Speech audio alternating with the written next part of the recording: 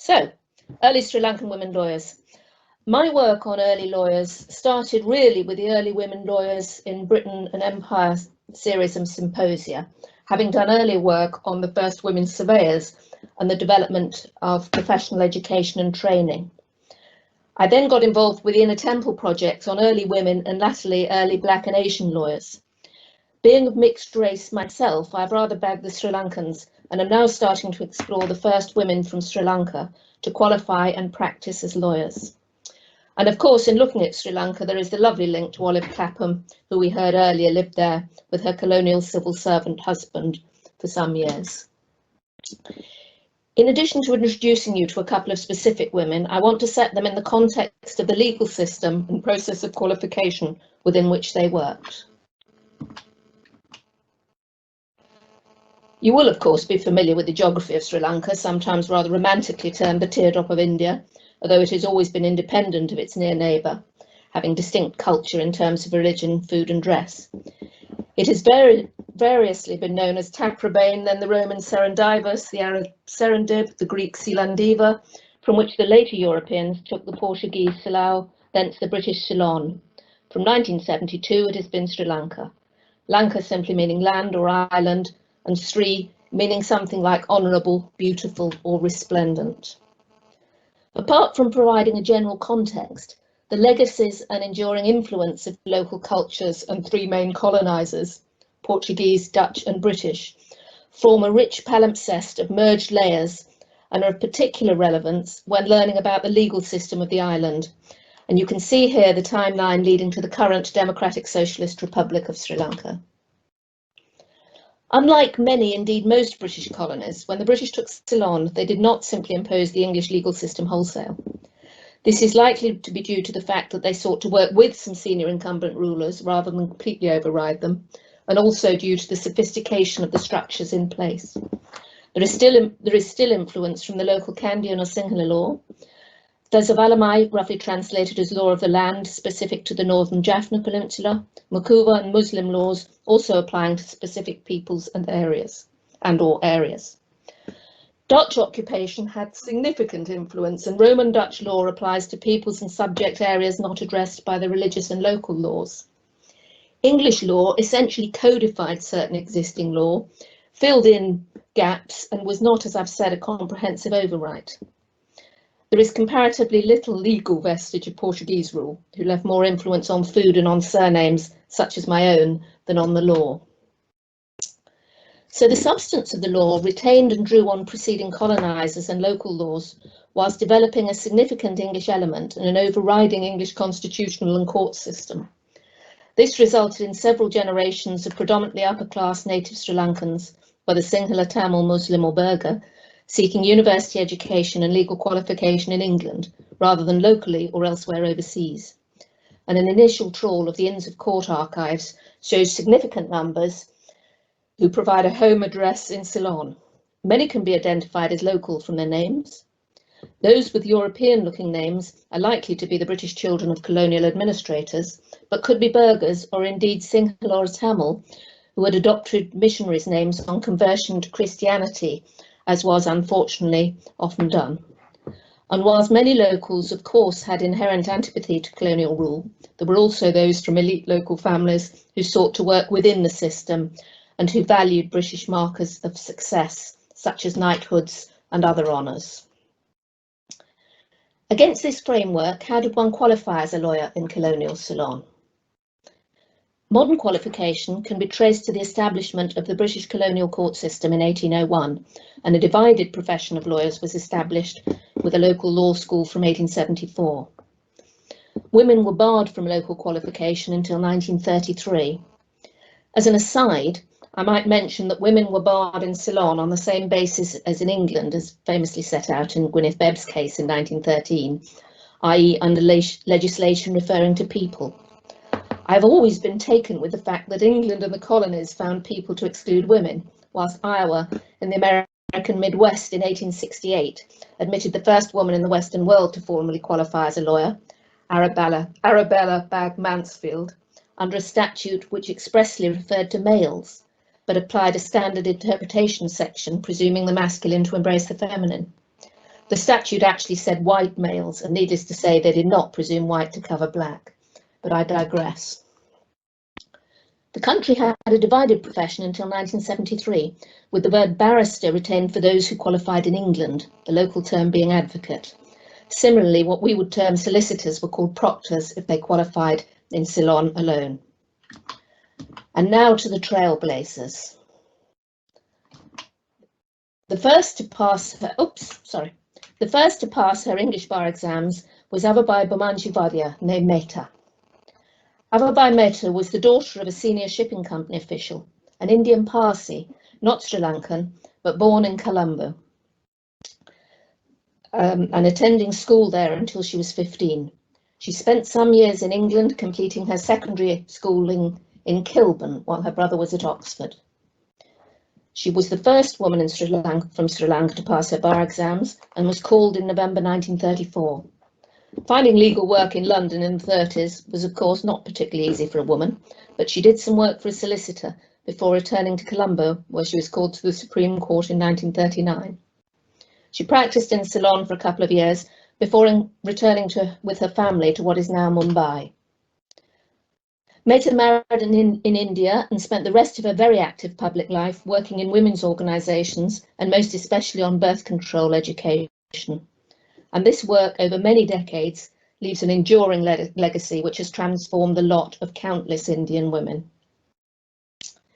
Here is a newspaper cutting, apologies for the quality, noting that Abubai Mehta and our next subject, Esmin Obasekra, were called on the same night, Monday 19th of November 1934, along with 5 other women. Now we come to the second woman from Ceylon to pass her English bar exams, admitted to the English bar at the same time as Abubai Mehta and to the Ceylon bar ahead of her. Esmin Obasekra was born in February 1908 in Bolcombe in Sussex, although all of her schooling and working life was in Colombo. Both sides of her family had provided many public servants and lawyers, and she was the cousin of a prime minister. Here you can see that her father, Forrester, was a brother of Solomon Bandaranaike's mother, Daisy. Whilst you may not have heard of Eslin's cousin Solomon, Prime Minister from 1956 until his assassination in 1959, I'm sure you'll know his wife Siddhamavo Bandaranaike, who became the first woman Prime Minister in the world and was in office on and off from 1960 to 2000, latterly amid much controversy. After completing secondary schooling in Colombo, Obasekra came to England and what is now St Anne's College, Oxford, graduating in jurisprudence in 1934. Note her presidency of the Geldart Society, auguring the importance that the active engagement in and not just membership of women's organisations played for the rest of her life. Here is an extract from her university record, where you can see additions after the student had graduated, noting her appointments to significant bodies and date of death. It is particularly useful to see addresses, father's occupation and the like.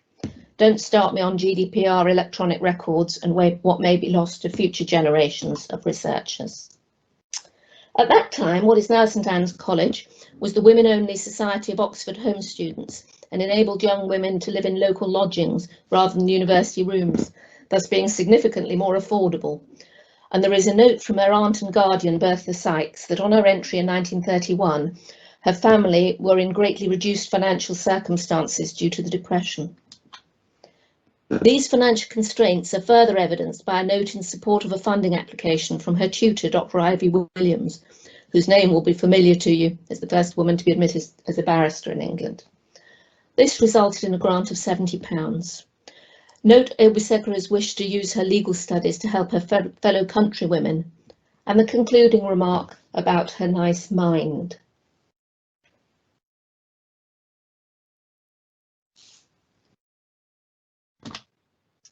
After qualifying in England, Obasekra returned to Colombo and was called to the local bar.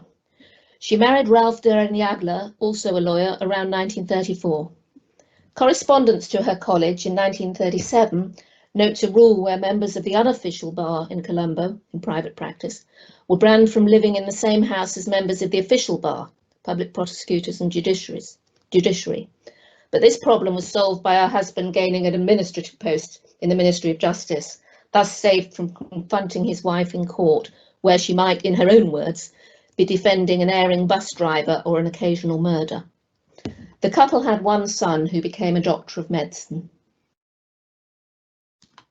In the same letter to her college, published in The Ship, Dereniagala also spoke of the challenges of her professional life, as you can see here, where she said work had been scant, but that she hoped to write on Roman Dutch law, although I cannot see that she ever produced a legal text.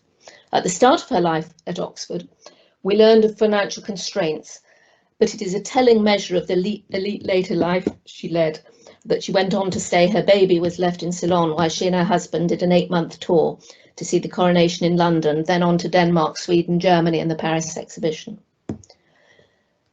Interestingly, there is correspondence on file that she unsuccessfully approached her college in 1948 seeking to produce a doctorate on the advancement of women's rights and activities in Ceylon, to which she received a very discouraging response. She noted having collated much preliminary material, which I would dearly love to find. Dereniagala held senior posts in a number of women's organisations and was the founder-president of the Ceylon Women Lawyers Association in 1960. A newspaper cutting from September 1962 notes a crowning achievement in her being sent as the first woman delegate from Ceylon to the UN. She died at the age of only about 65 while at the height of her public work.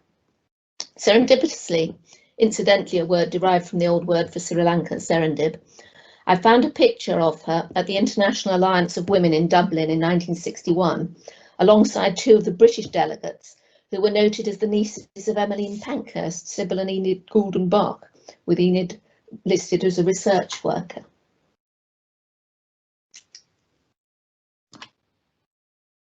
I also wanted to explore the path to qualification and working life of the first woman proctor in Sri Lanka, Ruby Durvanagam, née Gunasekara. I have found very little, but I'm in contact with a relative and await further details. I did find this entry in the International Women's Suffrage News in 1938, noting her achievement as the first woman proctor, Ceylon, and indicating that she was a member of the Women's Political Union of Ceylon.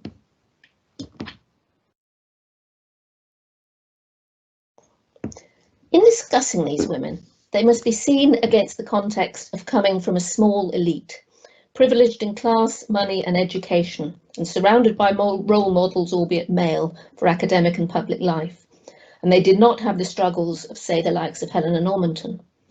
But that should not detract from their achievements in a male-dominated world and in their early years, white colonial world. All three clearly sought to improve the position of women, largely through organisational structures, local, national and international. And there is evidence of such interest and involvement from their early years, and there is a sense that gaining a legal education was a conscious feature of this central focus. What was essentially radical, but carried out quietly and graciously and seeking incremental improvements within the system. I hope to travel to Sri Lanka in early 2022 to visit archives and to learn more about the lives and careers of Sri Lanka's first woman proctor, Ruby Durvanagam, first practicing attorney, Esmin Dereniagala, who for all their privilege chose a life of academic development, a career all but barred to women, and public activity, rather than the sheltered home sphere which was the mainstay of most of their contemporaries, who lacked the inner strength, intellectual curiosity, and doubtless on occasion academic ability and opportunity to take the path not before travelled. Thank you.